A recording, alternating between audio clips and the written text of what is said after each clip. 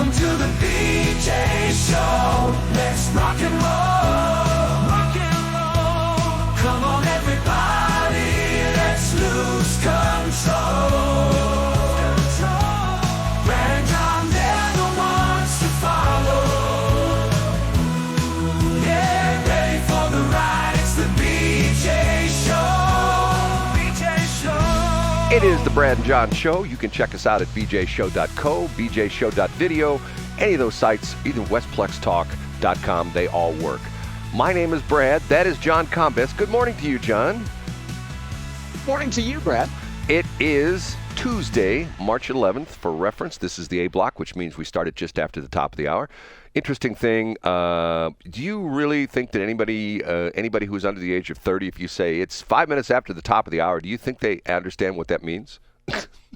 I think if they attend a quality public school, they learn how to read a clock around about second grade. So maybe, yeah, that's a coin flip. Interesting. Okay, John Combest is this guy who puts together this list. He's done it for 23 plus years. Every single day he puts together a comprehensive list of all the stuff you need to know going on in the state of Missouri, political, sometimes oddity kind of stuff, sometimes interesting stories that don't necessarily revolve around politics or government. For the most part, it's stuff that you should really, as an informed citizen, know about. And that's why every single day I peruse it, and then John sends me the test at night, and he wants me to tell him exactly what was on the thing. And normally I score like 96, 97%, but every once in a while I screw up. But anyway, we start off the show with this guy right here. He comes in the studio, and what do you do, sir? What's your name again, sir? I'm Casey Kasem. And you start with this countdown, right? In third place, We have a fun story brought to us by St. Louis Magazine. And intrepid, I guess you could call her a reporter, more like an editor, Sarah Fenske.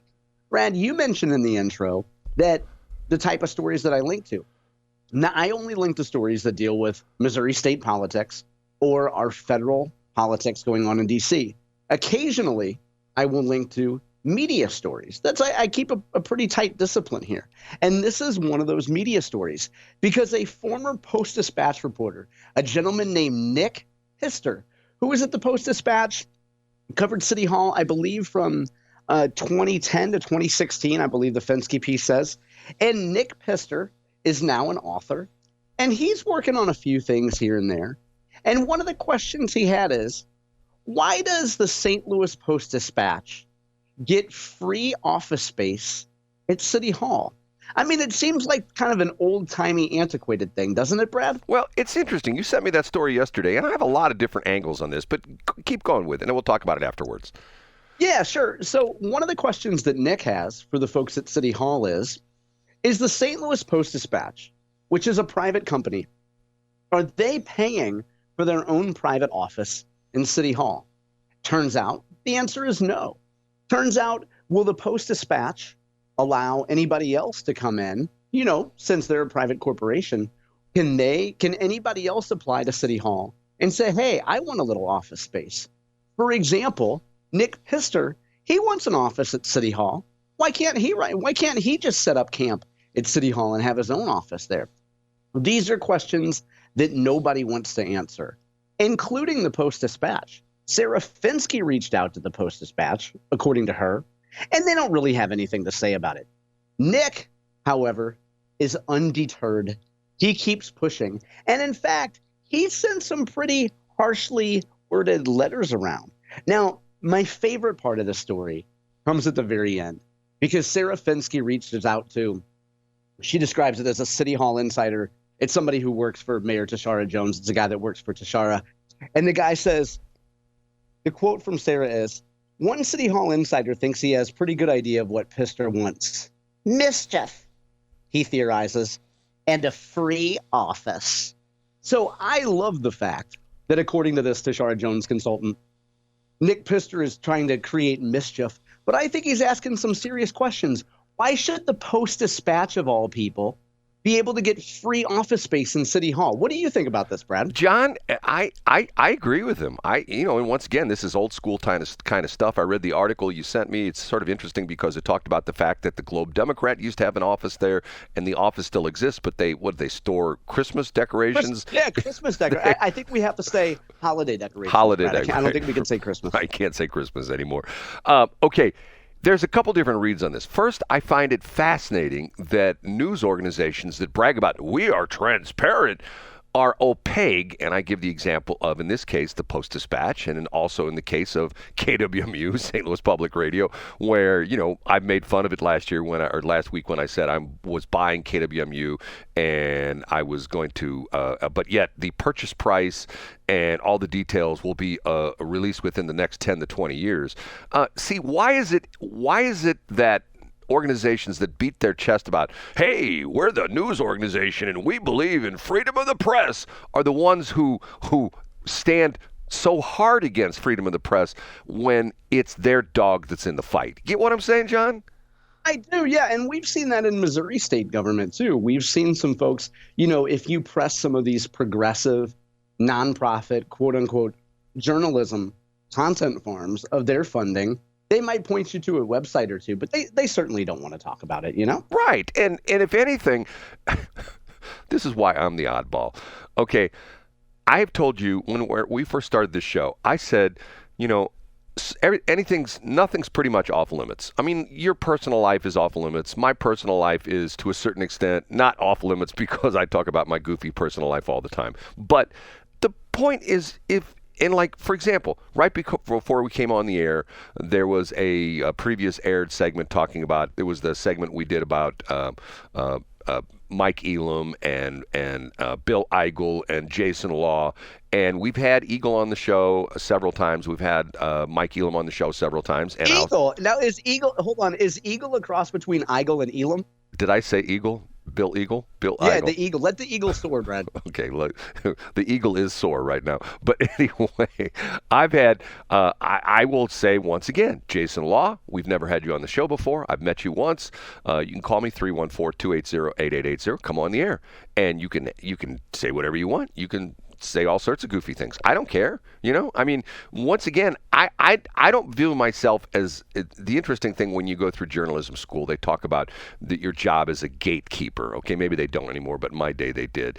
I'm the gate opener. I'm the guy that says, hey. You sure are, Brad. Let's get back to the story real quick in the limited amount of time that we have. Well, Nick Pistor.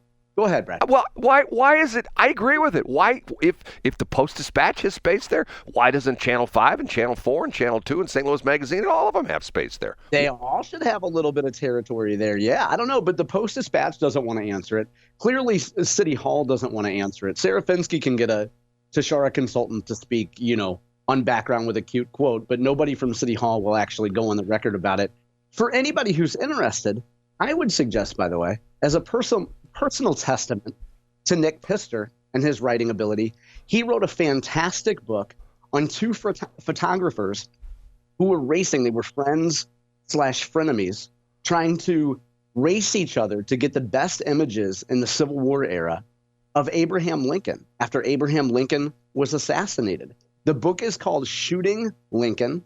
And I know about this book because I have a dear family member, a blood relative, who is a big history buff, and I bought this book for this person, and they love that book. And you can read more of Nick Pistor stuff. Go to Amazon, just search for Nick Pistor, and you can see all of his books. Now, is he doing any news right now? Is he doing that except for writing books? Is he doing any coverage of local politics and things like that? No. He's moved around. I don't know if he wants people saying where in the country he's been, but he's lived in some popular vacation destinations. Let's just say that, Brad. When people want to go on vacation, you can pick a beautiful area, and I bet Nick has lived there in a nice warm climate. Sauget? No, Brad, that's the city that Brad Hildebrand built. $1 bill at a time. No, hold it. So you're John, you're being evasive. What does he do now? What does he do? Does he write books? Author. What's that? He's an author. But okay, why would he? But he doesn't even live here anymore. I don't think his primary residence is here now. So why would he want an office at City Hall? Well, he explains in the story that you can find today on johncombest.com that I sent you yesterday, where he what he wants to do in St. Louis and his current project. That's all in the story from St. Louis Magazine. Well, see, here you go again. This is an example of the good old boy politics, and this is an example of old school journalism where, once upon a time, the Post-Dispatch and the Globe Democrat had an office at City Hall because of the fact that, but see, and this shows a era of bygone era when journalists will actually show up and be, and be in a press conference and talk to people instead of sitting in their office just pulling stuff off the internet. You know what I'm saying? I agree with you 100%. And speaking of pulling things off the internet, that's not what Brownfield Ag News did. Let's get to that in story number 2. Up a notch to number 2. A fantastic reporter from Brownfield Ag News. Brad, you think any other radio stations in St. Louis are pulling information from Brownfield Ag News? I don't think they do, and that's sort of sad because it always has been a great network. And an incredible operation. So Kara Hart reports on the fact that AG Andrew Bailey of Missouri, he has penned a brand new letter to Donald Trump and the Doge team because he wants them to take a little bit closer look at the Grain Belt Express. You, Brad Hildebrand, are an expert on energy, and you're pretty familiar with the concept of the Grain Belt Express, right? I don't understand the big deal about it. I mean, to me, it's like no big deal. Well, they're claiming eminent domain over Missouri landowners, according to this. But let me do the story here first. Sorry, I interrupted myself there. Andrew Bailey's letter to Doge is essentially, look, you need to start looking into all the money that has gone to the Grain Belt Express. There's a private company called Invenergy that runs the Grain Belt Express, and it transmits power from Kansas through Missouri all the way to Indiana. AG Andrew Bailey's point is that, look, in the midst of Joe Biden's cognitive decline, a bunch of stuff was pushed through at the end, including even more money to fund the Grain Belt Express. Bailey points out that they've already filed 40, they being Grain Belt Express, has already filed 40 eminent domain proceedings against Missouri landowners, threatening to strip citizens of their power. So Bailey wants Doge to, quote, immediately investigate and cancel federal funding for the nearly $5 billion in waste for the Grain Belt Express, putting an end to the shameful legacy of the Biden administration. So, Brad, you don't think this is a big deal at all? Well, okay, let's give a little bit of history. The Grain Belt Express is, and you say it's transmitting. It's not working right now. It's not done. It's not doing anything at this point. You're right. But the idea is to transmit power from Kansas, and it's a wind energy project. Right. Essentially, it's green energy. They're trying to move Kansas wind power across Missouri into the eastern states. And first off, I say that the issue on this is easily fixed because I've said many times my viewpoint on eminent domain is if the government wants your property, they should pay 10 times fair market value. So in other words, if you got a house that's worth $100,000 and they want to put an exit ramp off the interstate and your house is going to be torn down, they give you $1 million and you skippy to the bank and go, hoo, I got 10 times the value of my house. The crazy thing on this is you can go in so many places around St. Louis and see this already in action. Matter of fact, perfect example. When I was on the Augusta Bottom Road the other day, bringing back memories of my 911 call a long time ago, there are numerous power lines that go across farmers' fields down there, which come out of Labadie, which is the power plant there at Ameren UE. And typically, the base of the tower for the wires is like maybe 20 feet by 10 feet, we're talking in what percentage of an acre would that be? I mean, if you had, let's call it just 100 square feet, okay, 10 by 10. They want a 10 by 10 easement to stick a power pole in, essentially a transmission tower. Okay, 100 square feet. How many square feet is in an acre? Thousands of square feet? Hundreds of thousands of square feet an acre? Yeah. It's just a percentage. It's just a very the 10 by 10 would just be a percentage. Right, and to the point where once again, I said that too many times, the situation is the Grain Belt Express, hey, they want to put transmission towers across Farmer Jones' property, 100 square feet. Pay them $1,000 a month for that easement, and away they go. I don't understand what the big deal on this is. I really don't.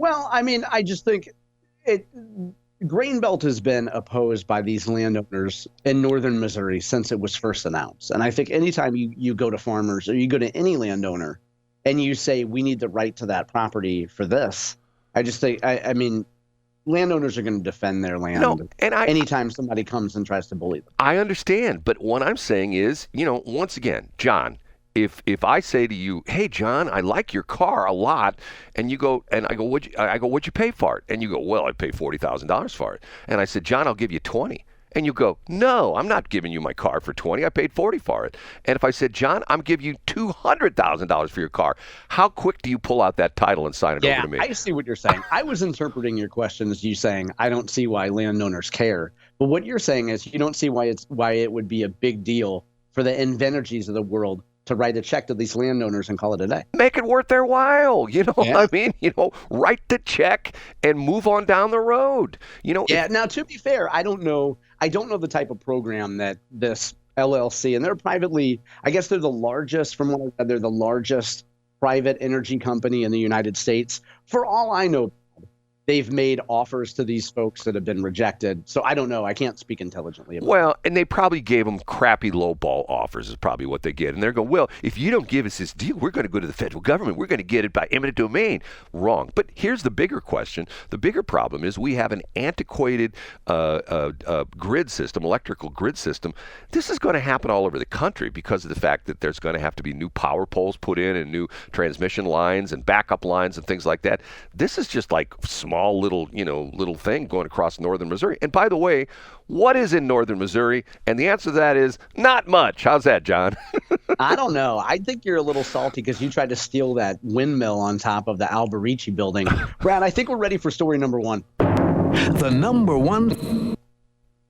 Our friend Jason Rosenbaum, your friend and mine, Jason Rosenbaum, brings us a piece from Friday. His Politically Speaking show, which also turns into a podcast. He does it on Friday, and then he posts it on Monday. So what he posted yesterday was an interview he had with U.S. Congressman Eric Burlison from down in the Springfield area. Now, most of the time they talked about Medicaid, and talked about cuts to these, big programs that are spending a ton of money. A lot of Republicans run away from the idea that we need to cut Medicaid, but not Eric Burlison. In fact, the headline from Rosenbaum is, Missouri U.S. Rep. Burlison believes colleagues shouldn't cower from pairing Medicaid. So they talk about the policy a little bit. I think one of the many interesting nuggets that Rosenbaum pulls, he's so good at doing this with his guests, he talks about town halls. And, North Carolina Congressman Richard Hudson, this is in the Rosenbaum piece, who chairs the National Republican Campaign Committee, suggested that GOP colleagues stop doing in-person town halls. Across the state, we saw Mark Alford be met by a bunch of progressives who were screaming and yelling and making a big scene for TikTok. Burlison says that he's generally inclined to not do these in-person town halls. And he says you have the most extreme people show up. The most extreme people show up. His quote is, I think that the town halls create a dynamic where only political nut jobs show up. You're just asking for an in-person version of the Twitter hellscape that sometimes exists. So Burlison makes a good point. I respectfully disagree with Congressman Burlison. I think that Republican congressmen and women should hold these town halls and let as many fruitcakes as possible show up. Let them make a scene. First of all, make sure that you have a ton of security, make sure that you and your staff are safe, make sure your constituents are safe, but let the nut jobs come in and make a scene. Do the town hall for 2 or 3 hours, and then afterwards, you point to the behavior of the fruitcakes, and you say, this is why we can't have nice things. And this will be our last town hall for 2026, because you guys don't know how to behave. See what I'm saying, Brad? Well, John, I partially agree with you there. I think that he's being a wimp by doing this. Well, there's crazy people that show up at the town halls. Well, guess what? Those crazy people are your constituents. You don't have the luxury of having all the, oh, Mr. Burlison, you're just such a wonderful politician. We love you. That's what he would love to have. Any politician would be stupid if they would not say that they would not have like their adoring fans sit in the seats. Oh my God, every bill you've ever introduced is just nirvana. We love it. But you know what? The job's tough. Deal with it, dude. Yeah, now hold on. I do want to point out, too, I think it's unfair to refer to Burlison as a wimp because he goes on, I should have mentioned this, to tell Rosenbaum that there are plenty of candidate forums that the public can go to. So, for example, he's all for going to things where you have, a league of women voters or a Rotary Club that have these candidate forums where people can show up, where it's actually moderated, where you have some people civilizing it. You can read more of what Burlison says in Rosenbaum's thing. But Burlison isn't saying, I don't want to show up in front of my constituents and face hard questions. He's saying when you have an open town hall like Mark Alford had in Kansas City, you're just inviting partisans to show up and yell at you and try to make a scene. Yeah, so? And the problem with that is, I already said how I feel, which is I think you should let the nut jobs be nut jobs, and then point out the fact, as long as you have a substantial number of your people there and it's not completely lopsided, just let people who behave badly in public behave badly in public. Eric Burlison isn't afraid of hard questions. Like Eric Burlison gets pressed on stuff all the time. Well, but he's afraid of people that don't agree with him in town halls, right? That's not true, and that's not what he's saying. And I would suggest people go to the Rosenbaum piece, read these 2 or 3 paragraphs to see exactly what Burlison is saying about these type of forums and town halls, why he doesn't want to have his own, but why he suggests that there's other forums by which the public can make their voice heard. John, when I go to renew my license plates, and before I started going to Jefferson City, I went into some unseemly license plate offices, DMV offices, whatever you want to call it, DOR offices, and there were people there that, didn't bathe properly and things like that. I don't think I should have to go to a DOR office where people there are not, properly maintaining their health and things like that. I agree. You shouldn't have to. You should do like most normal human beings do, Brad. Do it all online. Stop having wacky license plates that require you to drive 2 hours to Jeff City and be a normal human being. I don't know Eric Burlison. You probably do. When this stuff comes off as like, well, I don't like these people that show up. Tough noogies. That's part of your job. You do not, when you got elected, you didn't get elected by 100% of the voters. You got elected by, what did he get? Most people get elected by what? 5 or 6%? By a wide margin. Yeah, no, for sure. They don't get a wide margin. Tell me somebody in the state, the state U.S. representatives who got like 90% of the vote. There isn't anybody. There's nobody like that because I think Joe Ortworth got elected with 104% of the vote, Brad. Because 4% of the vote comes from Jesus. No, that was Tashara Jones got elected with 104% of the vote. Oh, that's the way that's the new voting system. See, this is Brad the bomb throw. Okay, they have what's the stupid thing they called selective voting? Ranked choice voting. Ranked choice voting. Okay, here's how Brad would do ranked choice voting. The person who has the least votes gets elected. That's how I would do ranked choice. That would be pretty good. And that's why that's the centerpiece of your campagn today at the Cottleville Weldon Spring Chamber of Commerce as you're running for president to unseat a certain Wendy woman. Brad, that's kind of it's not ranked choice voting, but it's approval voting. And I think everybody approves of Brad. Do you really want to discuss that? I do. I want to hear about it today. I think it's a beautiful case of you taking a negative experience and turning it into a positive, Brad. I really do. All jokes aside. Okay. We have to take a break. We're way over this morning. It's all John's fault.